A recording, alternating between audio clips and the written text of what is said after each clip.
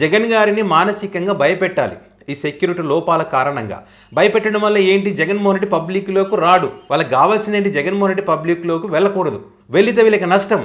కాబట్టి మానసికంగా భయపెట్టేందుకు సెక్యూరిటీ లోపాలను సృష్టిస్తున్నారు. వైసీపీ క్యాడర్ కూడా భయపడుతూ ఉంది. ఎందుకు ఇట్లాంటి పరిస్థితులున్నప్పుడు బయటికి రావడం ఎందుకు అనేటువంటి ఒక భయాందోళన వారిలో కూడా కలుగుతూ ఉంది.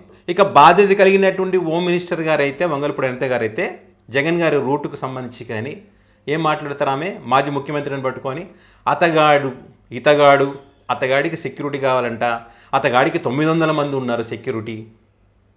ఏంటి అసలు ఇదే? ఇప్పుడు Z+ కేటగిరీ ఉన్నటువంటి వ్యక్తులు చంద్రబాబు గారు, మరి చంద్రబాబు గారికి అయితే ఇదే రకంగా సడన్గా రూట్ మ్యాప్లు చేంజ్ చేస్తారా? లోకేష్ గారికి అదే రకంగా సడన్గా రూట్ మ్యాప్లు చేంజ్ చేస్తారా? పోయేటప్పుడు ఒకటి, వచ్చేటప్పుడు ఒకటి, మధ్యలో వెనక ఒకటి చెప్తారా? అట్లా పవన్ కళ్యాణ్ గారికి ఆ రకంగా చేస్తారా? అదే హోమ్ మినిస్టర్ గారైనా అదే రకంగా పోతారా? ట్రాఫిక్ సమస్యలు వస్తాయని పోగలుగుతారా? ఎవరు పోరు. కేవలం జగన్మోహన్ రెడ్డి టార్గెట్ కాబట్టే పోతా ఉన్నారు.